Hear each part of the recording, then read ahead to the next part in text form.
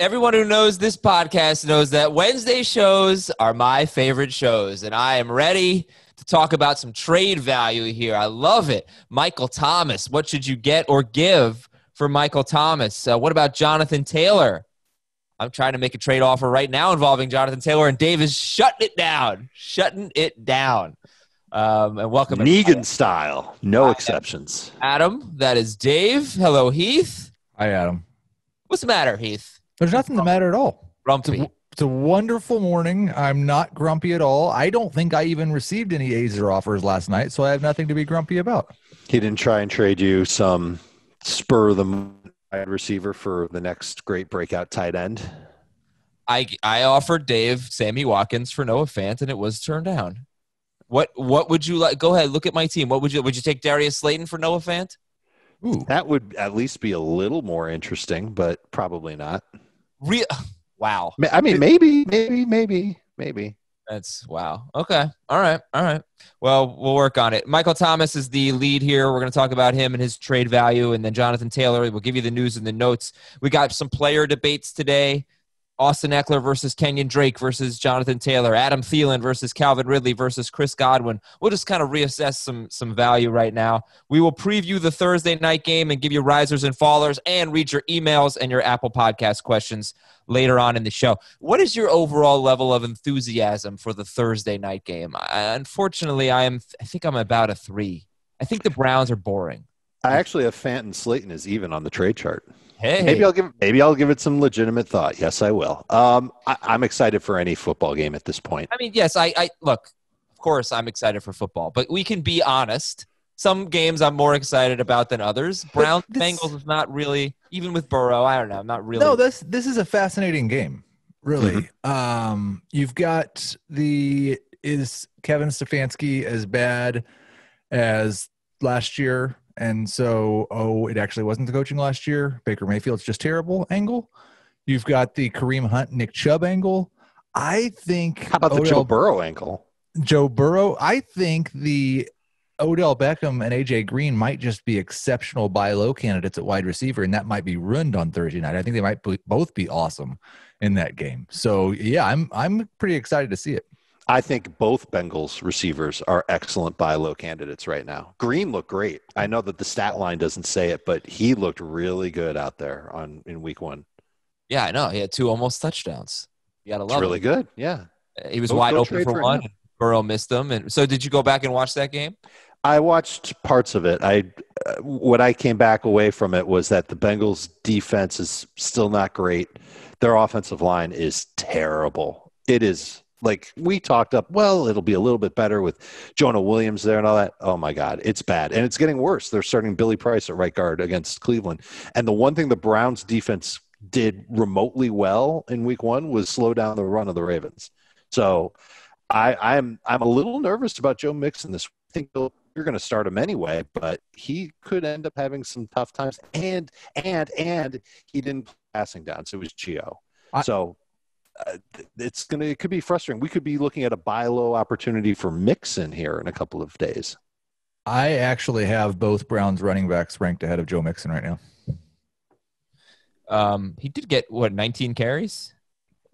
Yes. Right? Yeah, something like that. It's funny that I think in that game, he and Austin Ekeler received the exact same workload. And warning alarms going off all over the place for first round pick Austin Ekeler, and everybody's just like, "Yeah, Joe Mixon got 19 carries." I think there were warning some concern about Joe Mixon too. Based on tweets and emails, I'm seeing some concern about Mixon, but this happens. I mean, this happens. People freak out about offensive lines, and they're all right to do it. But I think the bigger concern is the fact that Team Gio got 5 targets in that game.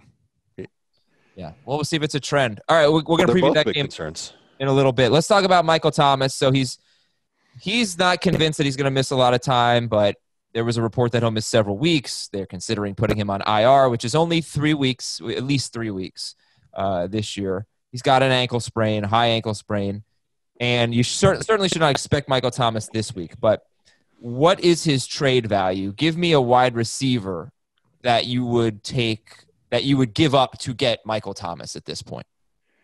I've got him in the same spot in the trade chart as guys like Allen Robinson, Robert Woods. In non-PPR, he's there with A.J. Brown, DJ Moore, DK Metcalf.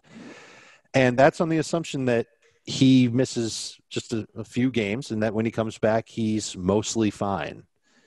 That could be too big of an assumption. We've seen the high ankle sprain really slow down players in the past, and it takes them a long time to get over.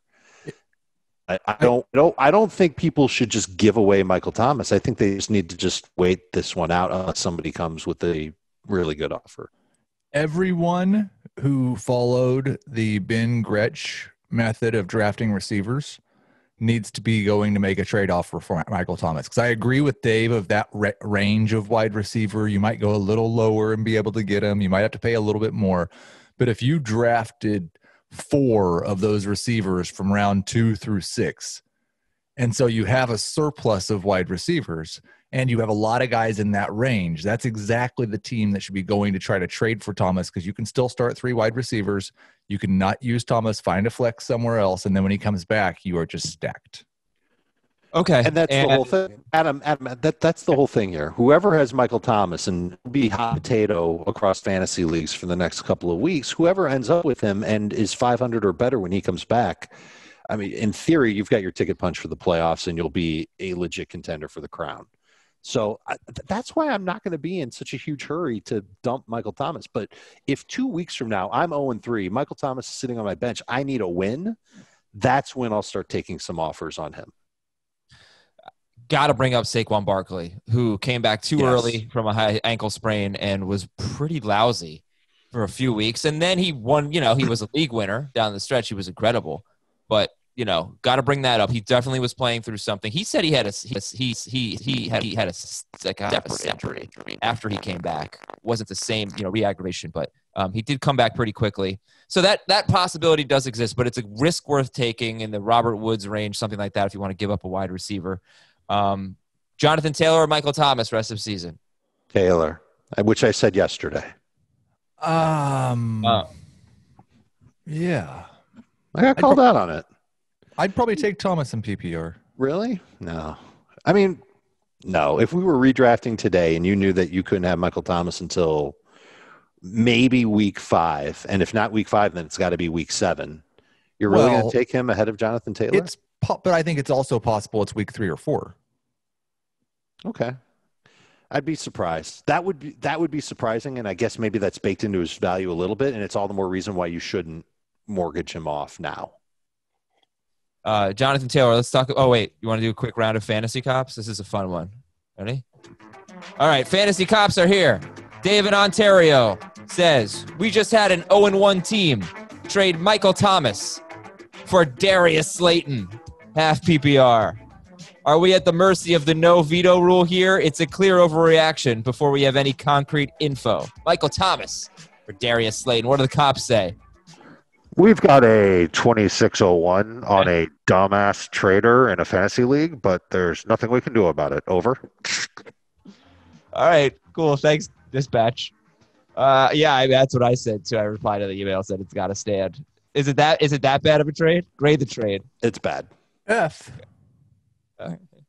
Darius Slayton was better than Thomas in week 1, so. Who will be better rest of season? I think it's clearly Slayton. I mean, look how good he did that against the Steelers. Come on. Oh, goodness. All right, Jonathan Taylor. So he had 6 catches for 67 yards. He also had 9 carries for 22 yards. Is he a first-round pick if we were drafting today? I think he'd be pretty close. Because now there's no Marlon Mack. There's no one stopping him. He's got that clear runway to fantasy football takeoff. He could very easily end up finishing as a top 12 fantasy running back. Heath, I don't think Heath is feeling it as much. Well, that's probably not surprising, but I would say he's a second-round pick. It's just there's only 12 spots in the first round, and I don't think I'm not certain. Like he's going to just smash week 2 and smash from that point forward. I still expect Nyheim Hines to get a pretty big share of the work since he did last week. I think Hines actually played 53% of the snaps in week 1.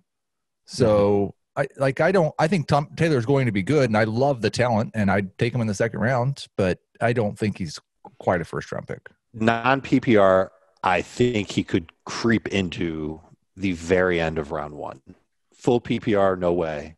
But I think he'd be close to like 17th, 16th or 17th. I mean, Dave, full PPR. You say full PPR, no way, but he just had 6 catches. Like, is this not the Melvin Gordon, Austin Ekeler backfield now, just in a different time zone? It could be, but there's still is there still enough to go around? Is he really going to get 6 catches every single week? Or do we really think Nyheim Hines is going to get 8 catches every week? Well, I think it's important to look at, and the same thing with Paris Campbell. Like, they threw 46 passes. We were talking about this as one of the most run-heavy teams. I think realistically, we expect them to throw 33% fewer times moving forward on a weekly basis. So I think you can reduce everyone's but that still puts Jonathan Taylor at 4 catches. I mean, I think that my impression was going into the season that he would not have a lot of catches, not have a lot of work in the passing game. Now I feel like he could be on pace for 50, which obviously, it's a big number. But my impression was that the Colts offensive line was like this behemoth that was the best in the league, and it still might be really, really good, but the first week of evidence we saw was pretty crappy. I think it's going to be pretty good. I mean, come on. Like, I do too. I can't sit here. If there's a concern, it's Phillip Rivers. They had a bad game. They had a bad week, I don't want to overreact too much, but I don't think there's any way you can look at the Colts offensive line and not consider it to be a major strength at this point. Yep. Right? One game in. Unless it looks like it did week 1 and week 2. Maybe. Sure. But if you had seen some of the other offensive lines around the league, you would take the Colts in a heartbeat. You would say, that's a good offensive line. Yeah. You know what else you should take in a heartbeat? How about some free money from Honey? JoinHoney.com/FFT. It's a browser extension. Pop it on. It takes like 5 seconds to put on your computer, and then it saves you money when you shop online. Dave, didn't you say your kids use Honey all the time? They use it constantly when they spend my money on things like impulse purchases like desks and pillows. Yes. And for me, it's when I'm grocery shopping, I save money with Honey. When I get these headphones right here, I remember bought these a few years ago with Honey, and I saved like $3 or $4 on them. So I bought a Miami Hurricanes poster a few weeks ago, and it was supposed to go behind me right here on the wall, but didn't have any room for it. Saved 10%. I remember whatever. I think it was 10. Yeah, it was 10%. With Honey. So how does it work? We all shop online, and enter a promo code. I don't have a promo code. Well, Honey, if you have the browser extension, it just looks for all the promo codes, and it finds one, and it applies it, and it saves you money. It's so easy. You don't have to do anything. It's amazing. It's free browser extension, and it scours the internet for promo codes and applies the best one finds the best one and applies it to your cart. So you don't have to lift a finger to save money. You just go to joinhoney.com/FFT and you install it. Joinhoney.com/FFT. Go shopping. Get whatever you need. Get some clothes. Back to school stuff. Honey supports over 30,000 stores online, and I use it all the time. So do Dave's kids. So take it from us. If you don't already have it, you could be straight up missing out on free savings. It's literally free. It installs in a few seconds. And by getting it, you're doing yourself a solid and you are supporting the Fantasy Football Today podcast. And we very, very much appreciate that. Get Honey for free at joinhoney.com/FFT. Joinhoney.com/FFT. And once you get it, by the way, you'll tell all your friends and your family about it because there's just no reason not to have Honey. All right, James Conner has not been ruled out for week 2. We shall see. But his right tackle, Zach Banner, is out for the season. And guard Stefan Wisniewski for the Steelers will be questionable this week. Le'Veon Bell is on IR. He'll miss at least 3 weeks. The Jets signed Kalen Ballage. Heath, that'll fix it. Give me your thoughts on the Jets' backfield. Yeah, you don't want to do that. Nobody. They got San Francisco, then the Colts, then the Broncos the next 3 games. You don't want to do any of that. Were there any leagues that you guys picked? I think I did put in a bid for Frank Gore. No bids for any Marlon Jets running Mack. backs. I dropped Marlon Mack, and I just was like, Maybe he gets 15 carries. It can fall in the end zone. I won't start him. But I felt kind of icky putting in a bid for Chris Herndon. Like, just having any Jets right now doesn't feel amazing. I know Jameson Crowder targets, Herndon targets, but it's the Jets. Yeah, that's a good point. I mean, it is the Jets. Crowder, as much as we love him, I think we're going to talk about him later. He had a pretty fluky touchdown. Yeah. All right, what more? Denzel Mims is on IR for the Jets. Offensive holding calls were down 78% in week 1 compared to week 1, 2019. That's going to be good for fantasy. Yeah, I don't know. I wonder if that was just a mandate from the league that we don't want this first week of football to be awful, and we know they haven't had any preseason, so don't call everything. Maybe. They did still call some things like offensive pass interference too many times. Oh, jeez. Man, it's weird for me to feel bad for the Cowboys, but I felt really bad for the Cowboys. Be impartial. Yeah, and the thing was, it's not like, they caught that ball, they're going to tie the game. They could have won the game. They were set up for at least a shot or two. It's easy to be impartial when you know your team's not going anywhere this year. Philip Lindsay's status is uncertain for the week. The 49ers signed Mohamed Sanu. Any interest in Mohamed Sanu? No. And Lindsay has turf toe. He's got a case of turf toe, and that's usually a very frustrating injury to deal with. Sounds cute. Turf toe, but it's not. It's painful. I would be surprised if he plays. The way you say it does sound cute. Yes, turf toe. It's Philip Lindsay has turf toe. We're gonna say it like that every time. Let's just take one of the most debilitating injuries a player can have and make it sound cute. How about Brandon Ayuk? It's a torn Achilles. Yeah.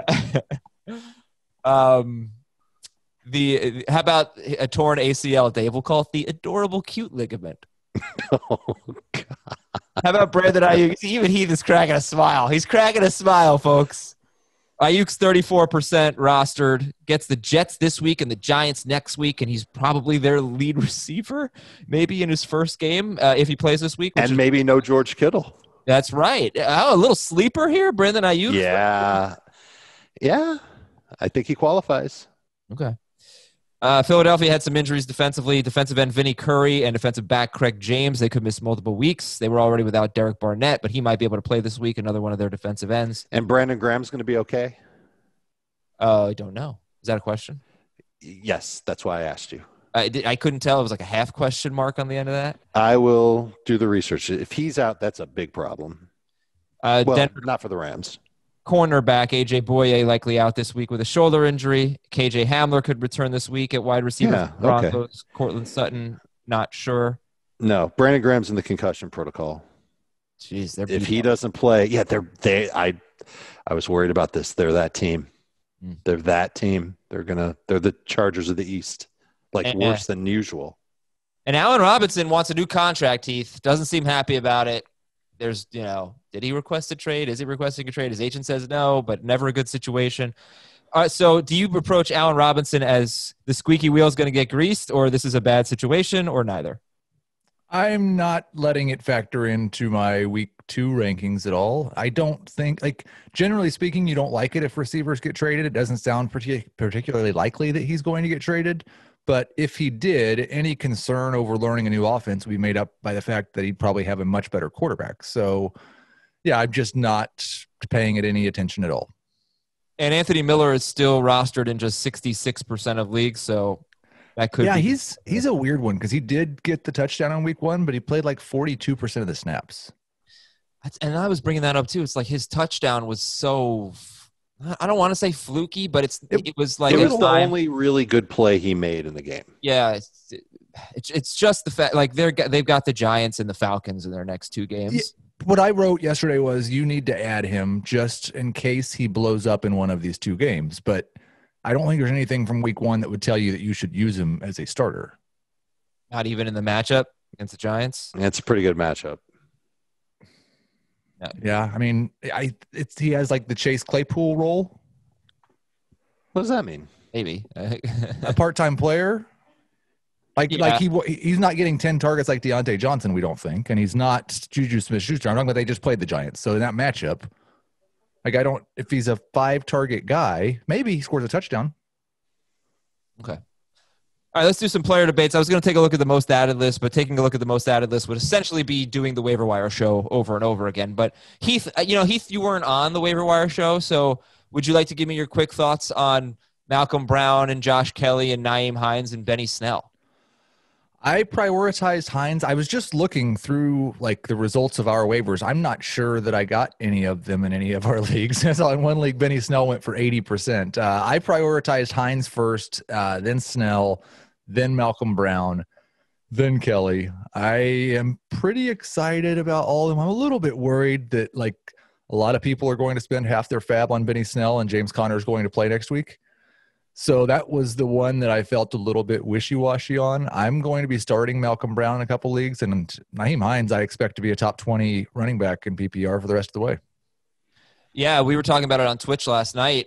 Who would you rather have, James White or Nyheim Hines? And we did a poll on Twitch, and Nyheim Hines won. Nyheim Hines ran away with it, and that was my vote. And That's my vote. Jamie started out on James White, and he's like, "No, you know what? I think it's Nyheim Hines." So Dave agreed? No. Really? I'll go with James White.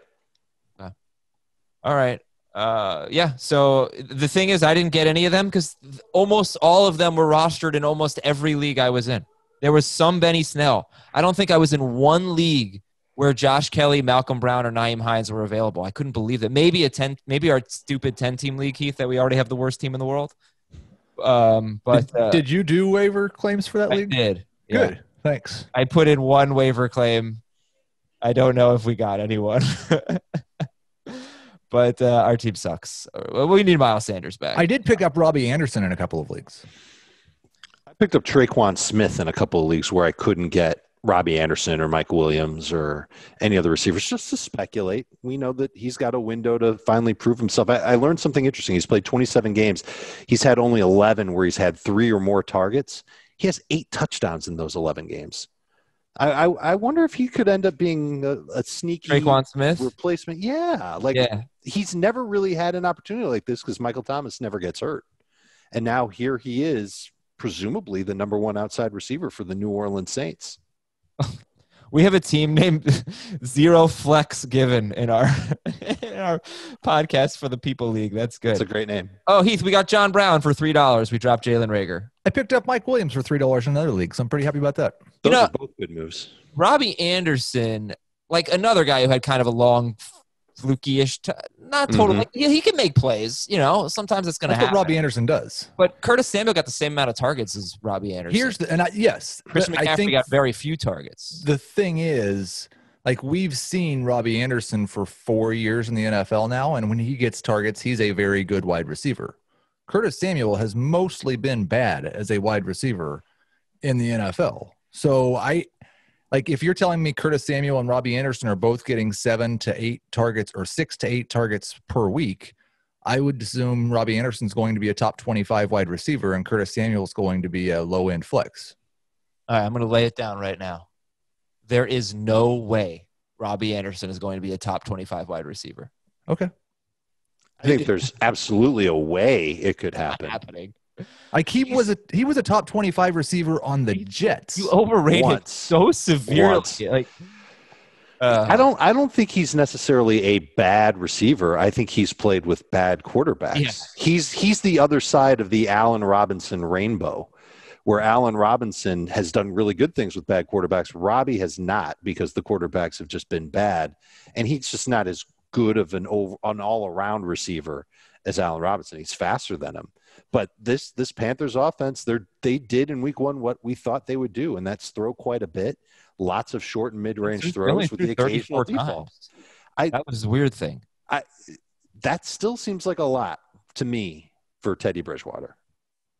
Yeah, well, it's no Carson Wentz, which I think we'll talk about a little bit later. 8 straight games with 40 or more pass attempts, 9 straight with 39 or more pass attempts, and we will get into that. All right, player debates. So let's go running backs. Austin Ekeler versus Kenyon Drake versus Jonathan Taylor. Austin Ekeler versus Kenyon Drake versus Jonathan Taylor. Is this what is this for, week 2 or rest of season or what? Rest of season. How would you rank them? Ekeler, Drake, Taylor. Taylor's first. Yeah, good then. Oh, I gotta finish this. Yeah.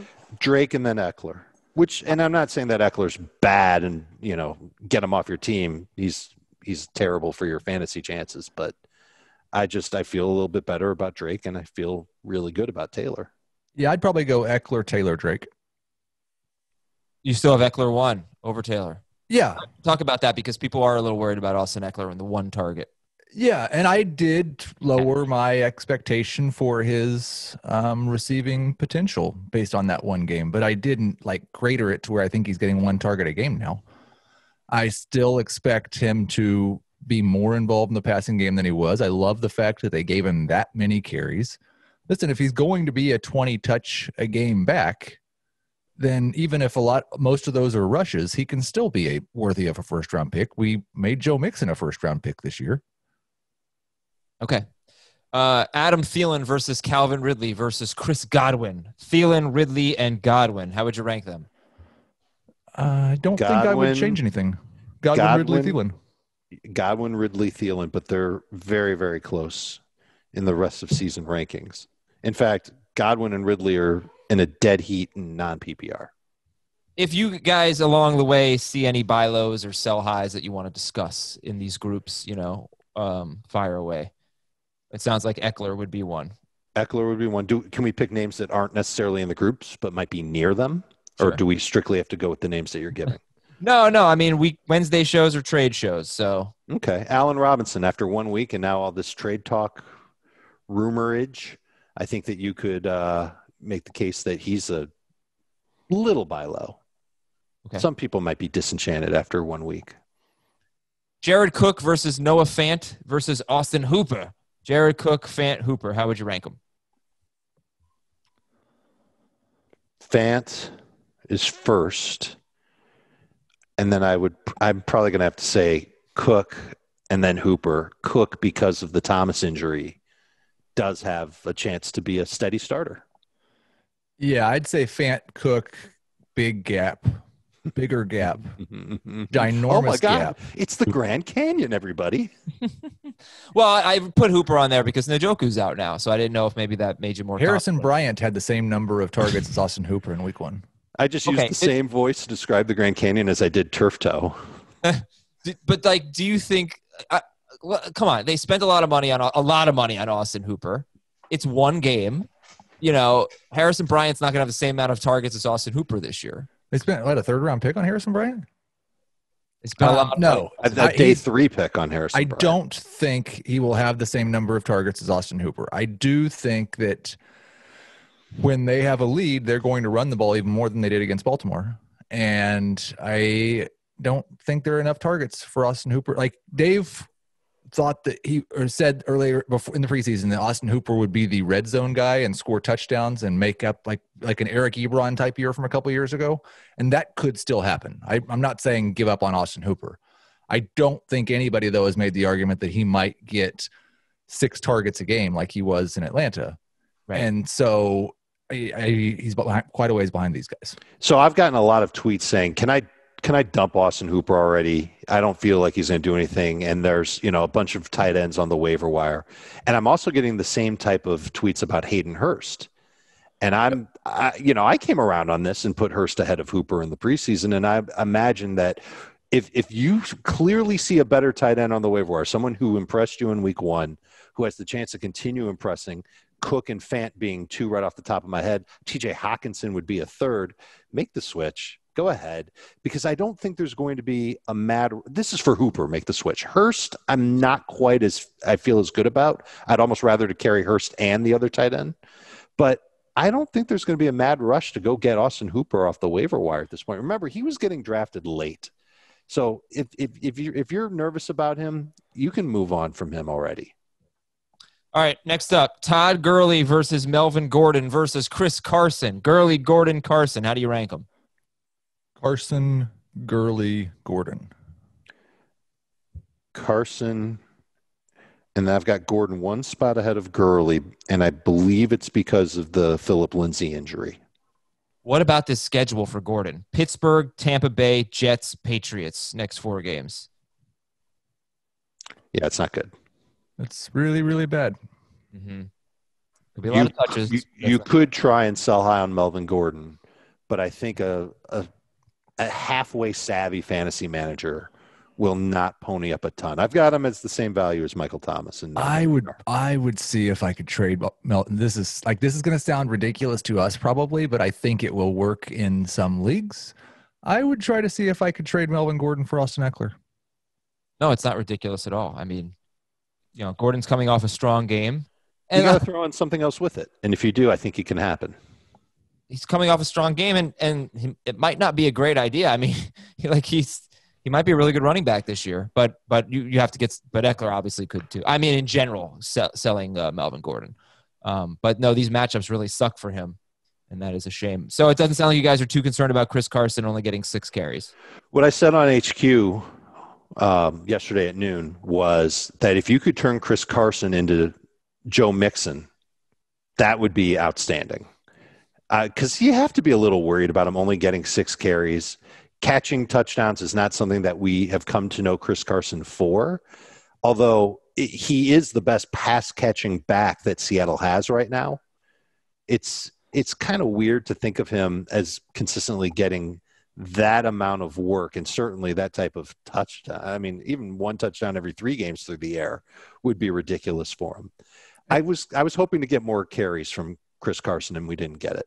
I was too, and I am like a little bit worried about this committee situation, but I also think that I don't think it's fair to Chris Carson to say, well, he only got 6 carries in week 1, so that's a problem, and there's no way he's getting 6 receptions every week. Like, we're giving him no credit for the good thing that happened in week 1 and dinging him for the bad thing that happened in week 1. And whereas maybe it's that neither of those things are going to hold up after week 1, or both of those things are going to hold up after week 1. But Heath, the Seahawks built a nice lead in this game, and it's but they not did like it they did Chris Carson. Well, partially, yeah. The 2 touchdowns early on went to Carson's way, but it's almost like their offensive philosophy changed, and they decided instead of running the football a ton, they wanted their quarterback to do things. Yep. And it worked. And maybe it's something that they keep doing, and that might be great to let a certain somebody, quote unquote, cook. Yep. It kind of stinks for Chris Carson because now he's not this, partial centerpiece of the offense that's going to be good for 15 touches a week. Right. But if they are going to let Russ cook and Chris Carson is the passing downs back, then would you rather have 14 carries and 2 catches a week or 10 carries and 5 catches a week? I'd rather have 10 carries and 5 catches per week. So I think that's what you're hoping, is that it's going to be this more pass-centric thing, and Chris Carson's going to be the guy that catches most of the passes, but most weeks it will be 10 carries instead of 6. If it's 6 every week, I agree. Chris Carson fantasy managers are screwed. I think 10 is also troubling because he's not going to catch 2 touchdowns every week. He might get 5 catches, but what if he only gets 20 yards on the 5 catches and then he's only got 8 or 10 carries with it? If he gets 5 catches a week, he's catching 80 passes. So we don't it's fine. He's great. Look, 6 carries a week, even for a team that's pass happy, they ran very little. Yeah. So the carries have to come up. I mean, there's 6 carries is crazy, and he's better than Carlos Hyde. I don't know. All right. Well, look, I'm glad you guys aren't really freaked out about it. So you guys both put Carson ahead of Gurley and Gordon. Let's do one more here. Let's do Josh Allen versus Deshaun Watson versus Matt Ryan. How would you rank Josh Allen, Deshaun Watson, Matt Ryan? They are literally back to back to back in the trade chart. Watson, Allen, Ryan. Watson, Ryan, Allen. So I don't want to say you're not buying what Josh Allen did. Or maybe I am, because it was a career best game for him. He finished as the number 1 fantasy quarterback. Is that right in week 1? Or maybe no, Rodgers did. Rodgers was the best. Allen was really close. He was great. I think the rushing is here to stay after all. Yeah, the rushing was the thing that I don't know. It was really weird. 80% of their plays in this game were Josh Allen passes or Josh Allen rushes. He threw 46 passes and ran it 14 times. And on a per pass attempt basis, he was the same guy. He was 6.5 yards per attempt, 4% touchdown rate. Like, there was not a statistical improvement in his passing in week 1 other than the fact that he threw it 20 more times than he normally gets to. So I just haven't really changed my opinion on Josh Allen yet. If they are going to throw it 40 times a game, then he's obviously going to be awesome. If they face the Jets every week, he's going to be awesome too. That's a true. good point. Yeah. This is right. I'm wrestling with whether or not this is an easy matchup for him against Miami. Because maybe it's not going to be quite as easy as everybody believes. Dolphins still have a lot of talent in that secondary, and Cam didn't throw that much. He had some success when he did throw it. We'll see. I think just do what Cam did last week. Right. That's probably going to be what Josh Allen does. Did you guys watch that game? How much of that game did you guys see? Very little. Bills Jets? No, yeah. Bills Jets, I saw some. I saw very little of Dolphins. I'm talking Bills Jets. Okay. How many plays did it feel I saw some, and I was like, gosh, Josh Allen. I mean, he's such a better fantasy quarterback than he is an actual quarterback. Right. So, like, how many of those plays do you think were like playground type plays? Like, sometimes I felt like I was watching a kid playing on the street, Yeah, it's just whether that will work against average defenses. Mm-hmm. Yeah, and the thing about the Dolphins, like Cam Newton, he had a lot of rushing yards. He ran for 5 yards per carry, which is his average in his career. And he carried the ball 15 times, which was a career high for him in regulation. So it's not like you look at the Dolphins and say, oh, they did a horrible job against Cam Newton. No, they did what Cam Newton normally does. That was a normal Cam Newton output, but he just had a ton of carries. And their secondary could be really good. Like, the Dolphins might not have that bad of a defense. They have a pretty new defense. So it's also worth mentioning, and it was very few pass attempts, but he also completed like 75% of his passes and averaged 8 yards per pass attempt. Mm-hmm. Like, he was very, very efficient on the few passes he did throw. All right, we got to get some more stuff here, including Cincinnati at Cleveland. We need some Thursday night theme music. We have this Thursday. No, I can't. It's such a silly song. Seems like this should be like the WKRP theme song. Yeah. All right, everybody, it's time to preview Thursday night football here. Nope. With Peach Sweaty. Nope. Thursday night football. Nope. No. All right. Yeah, I need more music. I gotta get more stuff. I got you covered. Oh yeah. No. It's Thursday night football. Okay, Cincinnati at Cleveland. Joe Mixon in 2 games against Cleveland last year had 49 carries. Not per game, but in those 2 games. He rushed for more than 140 yards both times. He scored 3 rushing touchdowns in those 2 games. Baker Mayfield threw 3 touchdowns in Week 17, but he also threw 5 interceptions in the 2 games against the Cincinnati Bengals. You have a lot of players kind of similar in your rankings. Which quarterback do you like better in this game, Burrow or Mayfield, and are either of them starters? Neither are starters. I will take Burrow ahead of Baker. I'll start Burrow in a 2-quarterback league. Not Baker. All right. Okay, so talk to me about the running backs. Who's your favorite running back in this game? Are all 3 of them starters? I'm starting all 3. They're all in that same range of high-end number 2 running backs, mid-range number 2 running backs. Hunt is actually my favorite, but like, this was a situation where Hunt and Chubb were pretty much splitting until it got to garbage time, and then it was just Hunt. It was actually after Chubb fumbled, but I don't think we have to worry about Chubb not getting the ball because of one fumble. They both fumbled. I just expect pretty close to even workload for Hunt and Chubb on the ground and more passing game work for Hunt. So I'll take Hunt. Do you think Kareem Hunt is the better rest of season running back? In full PPR, I do. I'm not ready to say that, not even in full PPR. I don't know. I have a tough time gauging these guys because what I thought would happen is seemingly happening. I think Hunt played 1 more snap than Chubb, and maybe that was because of all the work he did late in the game when it was meaningless. But I still see this team. I still see Chubb as a slightly more useful running back for the Browns outside of garbage time and the 2-minute drill. And I struggle with it. I think that they could both have a really good game, but I don't know I don't know their rhyme or reason for using them yet or how they go about using them yet. And it forces me to keep them in this number 2 running back range, which is where they both are. And because I'm not quite certain just how many carries and how many touches there will be for them, I put Mixon ahead of them. Even though for now, I don't love it, but it's probably going to be the way that I leave it. Mixon, Chubb, Hunt. Love it or leave it. Yeah. Love it or list it.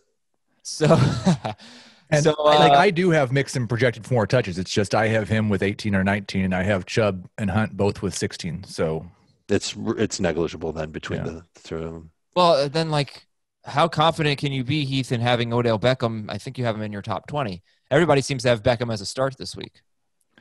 I was I know, and then I wrote about this in the wide receiver preview. I know that Beckham was terrible on the targets he received, but I was actually pretty encouraged by the fact that he got 10 targets and just dominated everyone else in terms of team target share. He's the best wide receiver on the team, we hope, if he's Odell Beckham still. And so I'm not going to hold his inefficiency in 1 week against the Baltimore freaking Ravens against him. Right. I'm going to be encouraged by the fact that he got 10 targets. I'm going to expect him to dominate targets against the Bengals. The Bengals defense is not particularly good, maybe not awful, and I expect him to bounce back. And you know what? He didn't look like he did last year. He looked better. He was running a lot smoother than he did last year. You could tell that he's playing injury-free right now. But I feel Baker is the problem. And it feels like Baker's better chemistry with Landry than he does with Odell, even though he's trying to get Odell going. I mean, an example of it, just for whatever this is worth, garbage time, Baker had Odell free, wide open, running down the field for a bomb touchdown late in the game, overthrew him. I'd figure that a quarterback and receiver who've been together for over a year would have that play down pat. All right, so let's do some rankings. Let's figure out who we're starting these guys over. First of all, in terms of just flexes, who's the best? You've got 3 running backs worth starting and 4 wide receivers that people might want to start.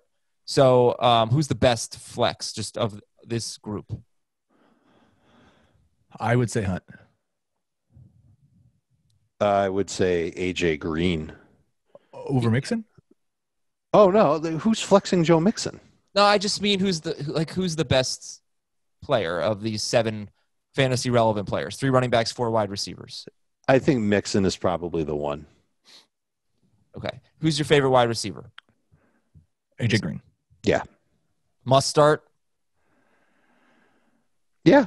I would hesitate to say that just because you drafted him in the 6th or 7th round. And so if you took a couple wide receivers in the first couple of rounds, you're probably starting those guys over him. I would start Calvin Ridley over him. I'd start Lockett and Tyreek and those guys, but he's a top 20 wide receiver. The Browns secondary is in terrible shape right now. They've got Denzel Ward and a bunch of junk. Yeah. Which, I mean, listen, their number 2 cornerback is out. Their number 3 cornerback is out. Their safeties aren't very good. It's going to have to take their pass rush getting to Joe Burrow, which can happen, but they're going to have to do it a lot to really slow down this offense. And like I said earlier in the show, AJ Green looked good in week 1. Didn't look like a 30-something wide receiver who's been hobbled the last year and a half. What about Jarvis Landry and Tyler Boyd? I don't want to. I do with Boyd for the same reason as AJ Green. And the nice thing about it is he actually can get those short area targets this week because he's not matched up against Chris Harris. Harris wiped him out. It's crystal clear if you go back and you watch the game that Harris did a great job covering Tyler Boyd when they were locked on each other. He's going from maybe the toughest draw for slot receivers to maybe the easiest this week on a short week. I don't really know why you're so low on Jarvis Landry. I'm not. I think he's a good flex. Heath has him 48th. I think this might be in PPR. Are we sure that Jarvis Landry is 100%? I don't know. I mean, he's not. He's on the injury report. Okay, but he outperformed Beckham again, just like he did all of last year. And he only had 6 targets, but he caught 5 of them for 61 yards, and he's Baker's guy, it seems. Well, see, that's the thing. He was definitely much more efficient than Beckham was, but if he was Baker's guy, I would think that he would have been the one with 10 targets and Beckham would have been the one with 6. Well, but last year, I mean, he was Baker's guy, and he was Baker's red zone guy in particular. He was last year. Yeah, I don't know. Well, I just feel like it kind of deserves a little more respect than being 48th, but you just don't think he's health. Is that the health thing? It's mostly the health thing for me, yeah. Fair enough. That works. All right, so let's do this. James Robinson, Benny Snell, Nyheim Hines, Malcolm Brown. Who am I forgetting? Josh Kelly.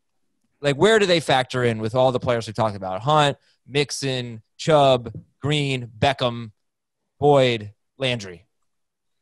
The only one who comes close for me is Snell. I think Snell could be in the same conversation as Kareem Hunt, especially in non-PPR. Maybe even in PPR too. If James Conner's out, Benny Snell is going to be the main guy against a Denver defense that's traveling after playing on Monday, and the defense was on the field for over 70 snaps. Yeah, unfortunately, we won't know about Connor probably by Thursday. Well, listen, if Connor doesn't practice on Wednesday or Thursday, I think that's a pretty good sign, and I'd feel a little optimistic about going with Snell over Hunt. I would start Hines over Boyd and Landry for sure, and he's right in the same range in flex discussions as Beckham. What about James Robinson? Non-PPR, I would start him over Boyd and Landry. PPR, he's behind all of these guys. Okay. All right. So let's move on. I was going to get some risers and fallers from you, but I really want to read emails and get to some Apple Podcast questions because we pretty much Let's do that. Let's do that. Okay. All right, cool. Let's do yeah. All right, let's go to emails. I'll save some stuff for tomorrow. Talk about some players who have good schedules and bad schedules. Emails from Theo. I was offered Saquon Barkley for Josh Jacobs straight up in a PPR league. Who would you rather have, Saquon or Jacobs? Saquon, but it's very close. Yeah, Saquon. From Matthew, give up Chris Carson, get Odell Beckham. Grade the trade. I think I'd rather have Carson. C-. I mean, yeah, C is average, so C- is the way of saying I think I'd rather have Carson. This is from Dave and Flint. I drafted Kamara and Murray in my full PPR league this year. Yeah. I'm wondering what you think about starting both Kamara and Murray. Once the Saints were on top, Kamara was gone and Murray took over. Yeah, Murray had 15 carries. Kamara had 12. What do you think? Can we start both guys in the Saints backfield? You could. I would prefer to do it when the matchup is really, really favorable, like maybe against the Raiders. I think that would qualify, especially with no Michael Thomas there. You could get away with it this week if you don't have a better running back to start ahead of Murray. This is Plus, from, it's a revenge game for Latavius Murray. Oh, right. Yeah. Scuba Steve from New Jersey. I currently have Benny Snell on my bench. The team with James Conner has Joshua Kelly. Would you swap them straight up? Give up Snell for no? No. Snell's worth more than Kelly. Yeah, just man. Dave's probably right. If James Conner practices tomorrow, then Kelly's worth more than Snell, in my opinion. Yeah. If he practices in full and there's just super optimism, and Tomlin says, yeah, we're going right back to Conner. Dude, Conner didn't look good. It's so frustrating. He didn't look good, and Snell looked great. Like, what are the Steelers supposed to do? They're supposed to ignore that? Well, what did Bruce Arians do? James Conner faced a great run defense, and Benny Snell faced that great run defense after James Conner had like softened them up. You know, like when you open a can, like somebody's trying to open a can for like 3 minutes and they can't do it, and then you come in and you pop it open. And they're like, "Well, I started it for you." Open a can? Well, you know, like a jar. Oh, okay. Like really hard to open. You know, if Bruce Arians were the coach of the Steelers, he would have already cut James Conner by now. He would have told us that Benny Snell is starting week 2, and then James Conner would get 20 touches. No, he would say James Conner is starting week 2, and then Benny Snell would get 20 touches. This is from Waleed in a southwest suburb of Chicago. Tinley Park. Dear Billy, Huey, Frenchie, and MM. This is the boys. The boys. Never heard of it. Adam mentioned his draft philosophy regarding Duke Johnson versus Noah Fant. And for those of you who didn't hear that, I dropped Noah Fant for Duke Johnson before the season started because I had Mark Andrews and I wanted some running back depth, and now I hate myself. Waleed says, I changed my strategy this year for late picks in my draft and will continue to do so for these first few waiver wires. Ignore handcuffs and go for players who you'll immediately find out if they're worth owning or rostering. After the first 2 to 4 weeks, I will start handcuffing and playing for lottery tickets. But every year we have multiple players break out seemingly out of nowhere. I'd rather find those guys than hope for an injury. What are your thoughts? I was doing that this year with my late round picks in all of the mock drafts we were doing. That's how I ended up with 2 quarterbacks and 2 tight ends, sometimes 3 quarterbacks on some of the teams that we were drafting. It's the double-digit rounds. You should already have most, if not all, of your starters by then. Just draft good players who you think can start the season off hot that you can potentially flip. Yeah. Well, I'll get Heath's take, but I replied to Waleed because he was talking about a 10-team league. And what I said was, in a 10-team league, that's much easier to do. In a 12-team league, all of those handcuffs are going to be rostered. They're going to be drafted because we obsess over them now. And I never really fully bought into that. You know why? Because look at how many tweets I got this week and how many emails we got. Hey, should I drop Chase Edmonds for Malcolm Brown? Hey, should I drop Tony Pollard? Should I drop Boston Scott? That's what I'm trying to talk about the entire freaking offseason. You draft all these handcuffs and they're going to be great. They're lottery tickets. You are going to have to cut them.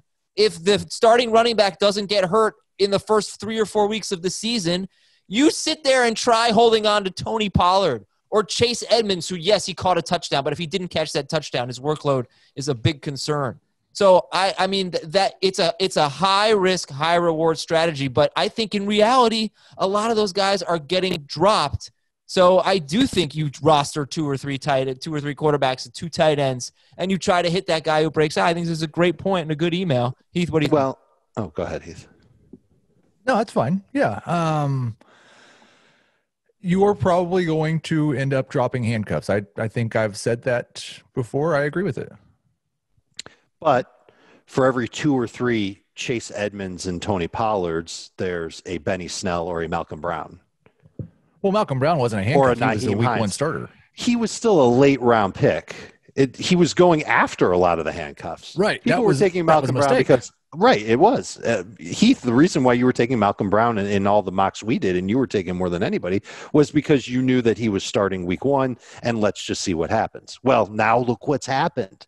And look what's happened in Pittsburgh, and look what's happened in Indianapolis. So there are cases to be made for other handcuffs, and it's just a matter of time it's not a matter of time, but it's the whole idea is you draft the handcuff hoping that they come into play at some point as an emerging star in fantasy. And this kind of goes, look, I said that I took a lot of 2 tight ends and a lot of 2 quarterbacks in some of the mocks that we did. I still drafted a lot of running backs as well. The position I didn't draft a lot of for my bench was wide receiver. And now look at the wide receivers that were available on the waiver wire after just 1 week. We could list off 5 names of guys that are great bench wide receivers for now.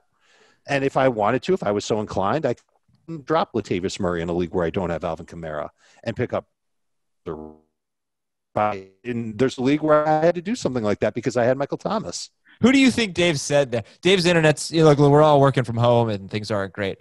Dave's internet's been a little spotty today, Heath. So which player do you think he said when his internet cut out just there? I said like 10 names. I would think he said Paris Campbell.